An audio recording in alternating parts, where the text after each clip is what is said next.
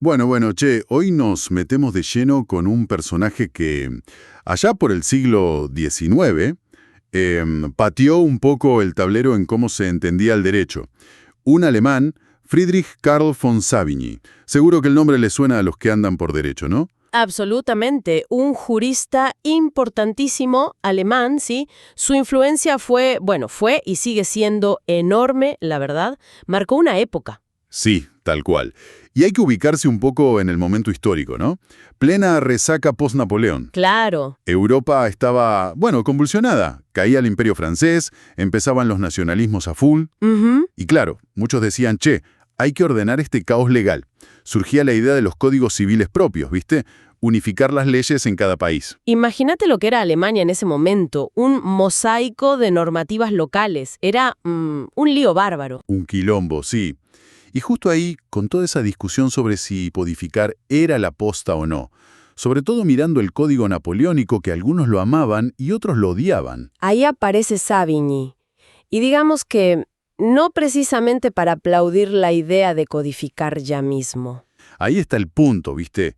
¿Qué onda con este tipo? ¿Por qué tanto freno de mano con lo de poner las leyes ordenaditas en un libro? Esa es un poco la idea de esta charla, ¿no? Sí, desentrañar un poco sus ideas clave, las de la escuela histórica. Claro. Entender por qué se opuso tan fuerte a una codificación rápida en Alemania y qué proponía él. Vamos a ver qué nos dejó este pensador. Y ojo, que no era ningún improvisado el tipo. Un bocho. Nacido en Frankfurt, familia con guita, pudo estudiar a pleno. Sí, se lo considera el fundador de la escuela histórica del derecho. Y ya de pibe la rompió, ¿viste? Con un libro sobre la posesión, Das Recht des Besitzes, allá por 1803. Lo catapultó. Sí, lo puso en el mapa académico enseguida. Después fue profe en Landshut, figura clave en la Universidad de Berlín, un intelectual de peso, sin duda. Y lo central de su escuela, la histórica, es esa mirada, ¿no? Exacto. Para Savigny y su gente, el derecho no se puede inventar en un escritorio así, de la nada, solo con la razón. Hay que mirar para atrás. Claro. Investigar de dónde viene, cómo fue cambiando con la historia del pueblo que lo creó. Es otra perspectiva totalmente distinta a la de los que creían poder diseñar leyes perfectas, universales, sin mirar la historia concreta. Claro. Él decía algo como, para un poco, che, no tan rápido. Antes de largarse a escribir leyes nuevas, hay que entender las que ya tenemos, de dónde salieron. Ujú. Y eso conecta justo con el debate de la codificación después de Napoleón. Sacó un folleto en 1814 que, levantó polvareda. Algo así como, de la vocación de nuestra época para la legislación y la jurisprudencia. Uf, sí, fue una respuesta directa a otro jurista, Thibaut, que pedía un código civil alemán unificado pero ya. Claro, quería todo ordenadito ahora. Exacto, fue una polémica famosa. Y la clave de la oposición de Savigny, su concepto estrella, digamos, es el Volksgeist. Ah, el famoso Volksgeist. Ese mismo. Él decía que codificar a las apuradas, sin conocer a fondo la historia, sin conectar con lo que el pueblo siente, iba a ser un fracaso. Creía que el derecho posta, el derecho vivo, sale de ahí, del espíritu del pueblo. El espíritu del pueblo. Suena medio etéreo, ¿no? ¿Cómo me dice eso? Sí, es una buena pregunta. Y es una de las críticas que siempre se le hizo, obvio. Pero hay que entenderlo en su contexto. Estaba muy linkeado con el romanticismo alemán de la época, ¿viste? Ah, claro. Goethe, Fichte, toda esa movida. Claro, toda esa gente que buscaba las raíces culturales, lo que hacía única a Alemania, ese ethos propio que se veía en el folclore, en la lengua. Las tradiciones, los cuentos populares. Exacto. Savigny toma esa idea del espíritu colectivo, de esa identidad cultural profunda, y la aplica al derecho. Dice, el derecho también es parte de esto, nace de acá. Ah, mira vos, tiene sentido dentro de esa onda romántica de buscar el alma del pueblo. Savigny dice, el derecho también es parte de esa alma. Entonces, para él, imponer un código desde arriba, por más lógico que pareciera en abstracto, sin haber entendido primero ese Volksgeist, investigando la historia, era como ponerle un traje a medida a alguien sin conocerlo, sin tomarle las medidas. Claro, no le iba a quedar bien. Sería algo artificial, ajeno a la vida real de la gente. Algo que no iba a tener arraigo popular, exactamente. Entiendo. ¿Y cómo creía él que se desarrollaba el derecho entonces?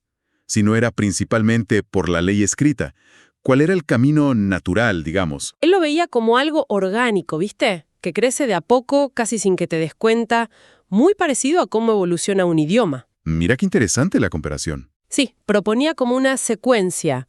Primero, el derecho existe como costumbre, Gewohnheitsrecht, y en lo que la gente cree que es justo, en cómo se manejan todos los días, es un derecho más vivido que pensado, digamos. En la práctica cotidiana. Exacto.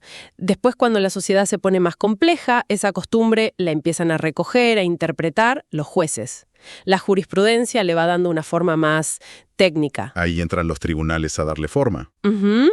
Y recién en una tercera etapa, mucho más adelante, y ojo, no siempre necesaria, según él, puede venir el legislador y poner por escrito ese derecho que ya existe. O sea, la ley escrita es como la foto final de algo que ya venía de antes. Claro, es formalizar algo que ya estaba ahí.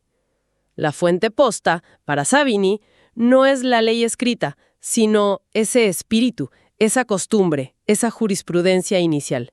O sea, la ley que sale del Congreso sería como la última parada de un viaje larguísimo que empezó en la calle, en las costumbres y pasó por los tribunales.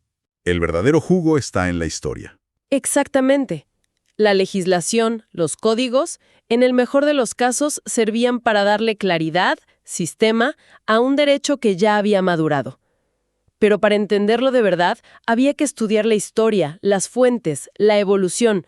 No alcanzaba con leer el artículo de la ley. Esto lo ponía de punta con los más racionalistas, ¿no? Esos que creían que podía sacar leyes universales de la galera, tipo talle único para todos. Totalmente. La escuela histórica se peleaba con el justnaturalismo racionalista que buscaba derivar el derecho de principios abstractos de la razón, sin darle bola a la historia o la cultura de cada pueblo. Claro, Savigny les decía, «Pará, flaco, cada pueblo tiene su mambo, su historia jurídica». Justamente.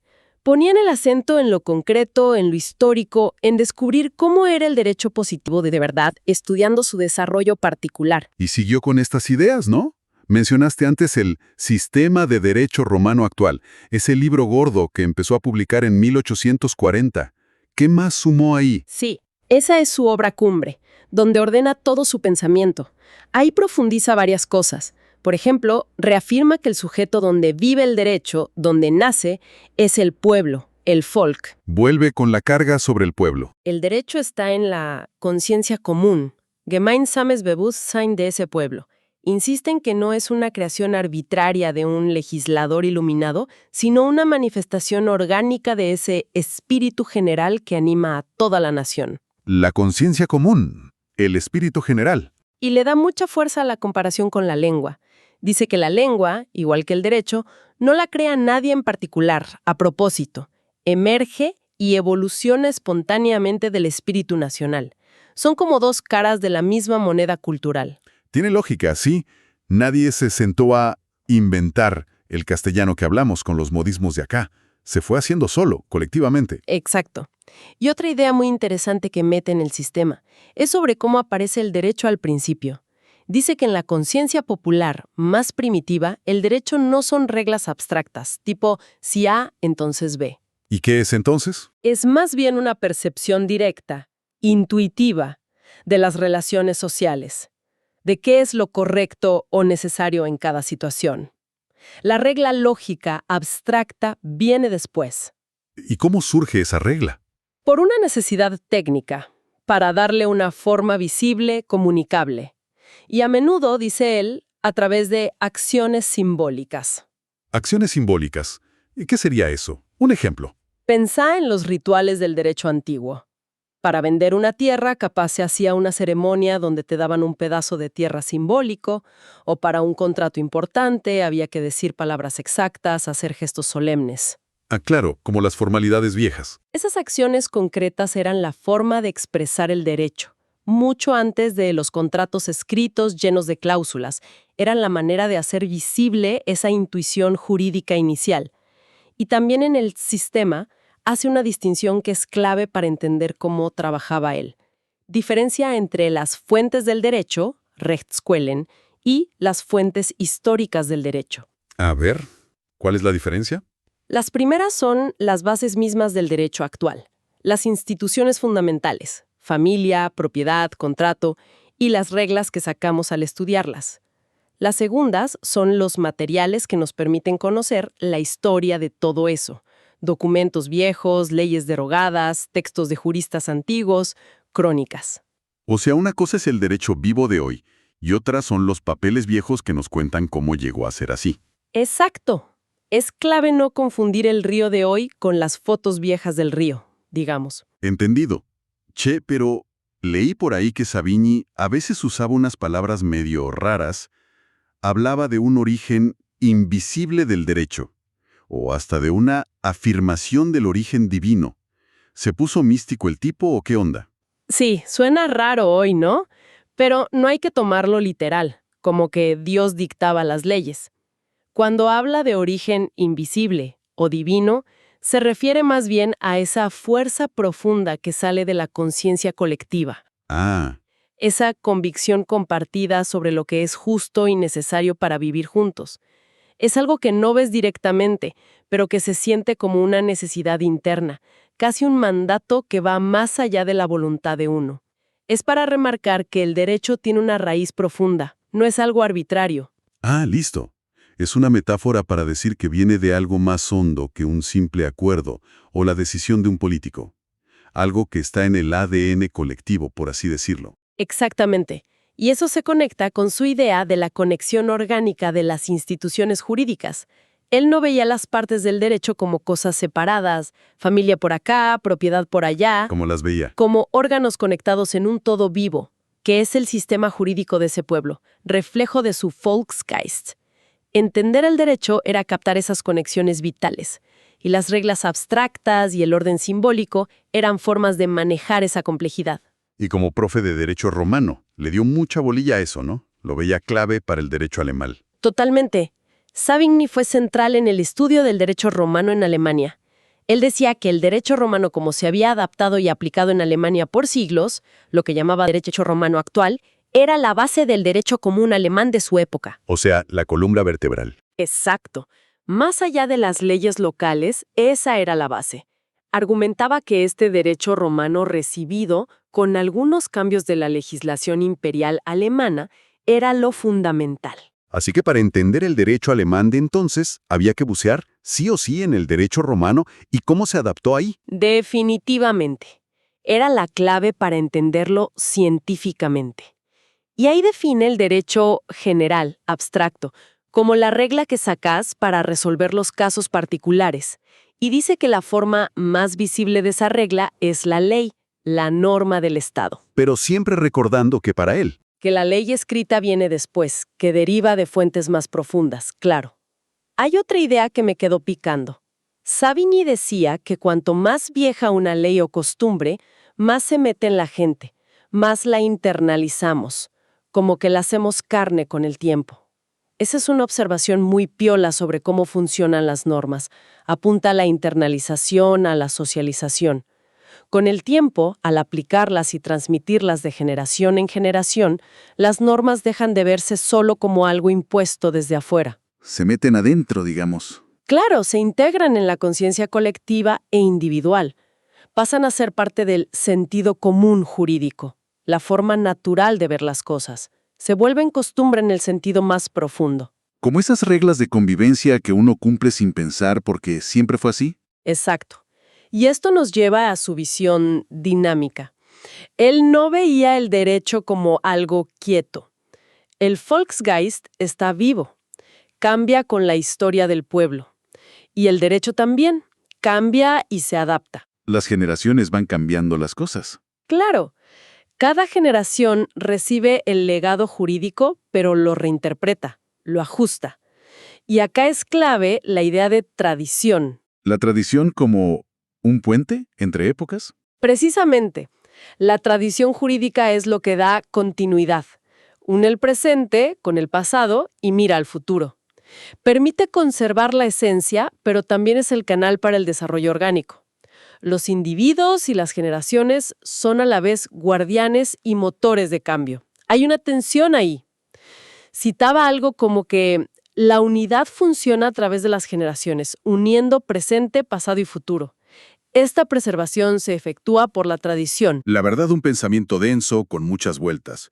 Y lo más loco es que este tipo, que desconfiaba tanto de legislar a las apuradas de los códigos modernos, terminó siendo ministro de legislación en Prusia. Sí, lo nombró Federico Guillermo IV en 1842. ¿Cómo puede ser? Una ironía del destino. Es una de esas paradojas de la historia, ¿no? Pero quizá no es tan contradictorio. Su crítica era a la legislación apresurada, racionalista, desconectada de la historia y del espíritu popular. Ah, no a la ley en sí. Claro. Quizá desde el ministerio intentó que la legislación prusiana se hiciera con esa mirada histórica, con respeto a las fuentes tradicionales que él defendía. Capaz buscó meter sus ideas desde adentro, moderar el impulso codificador. Puede ser una forma de llevar sus ideas a la práctica desde el poder. Bueno, Che, creo que desarmamos bastante el pensamiento de Savigny, ¿no? Para ir cerrando, ¿qué ideas fuerza nos quedan? Bueno, claramente la idea del derecho naciendo del Volksgeist, del espíritu del pueblo. Sí, eso es clave, que no se inventa de un repollo. La importancia fundamental de la historia y la costumbre como fuentes posta del derecho. Sí, Y su crítica a la codificación racionalista, al menos si se hacía sin base histórica sólida. te deja pensando sobre qué es una ley y de dónde saca su fuerza, su legitimidad, sin duda. Y su legado sigue siendo relevante hoy, sobre todo para los que estudian o aplican derecho. Sí. Nos obliga a preguntarnos hasta qué punto nuestras leyes actuales reflejan de verdad las convicciones profundas de la sociedad. Claro. O a veces legislamos medio en abstracto. O a veces por apuro político, o por copiar modelos de afuera sin pensar, o por tecnicismos, terminamos haciendo leyes que la gente siente ajenas, que no entiende. Esa conexión con la conciencia común de la que hablaba Savigny, ¿la teníamos? Es una pregunta picante, ¿eh? Pensar cuánto Volksgeist real hay en nuestras leyes hoy o cuánto diseño de escritorio. Es un ejercicio crítico fundamental. Evaluar si las normas conectan con la gente o si generan distancia. El pensamiento de Savigny nos recuerda eso. La importancia de la conexión entre derecho y sociedad. Y para dejarla picando como reflexión final para nuestros oyentes de Juris Studiosus, si aceptamos, aunque sea un poco, que el derecho viene de ese espíritu del pueblo. ¿Cómo hacemos hoy para encontrarlo? Buena pregunta. En sociedades como las nuestras, tan complejas, tan diversas, con tantas voces distintas, ¿existe todavía un espíritu del pueblo? ¿O son muchos espíritus conviviendo, a veces a los codazos? ¿Y cómo se traduce eso en leyes que nos sirvan a todos? Da para pensarla largo y tendido, ¿eh? Una pregunta central, sí, sin respuestas fáciles, pero que el desafío de Savigny de hace 2 siglos nos sigue planteando hoy. Bueno, gente, hasta acá llegamos con esta exploración del pensamiento de Savigny. Nos escuchamos en la próxima.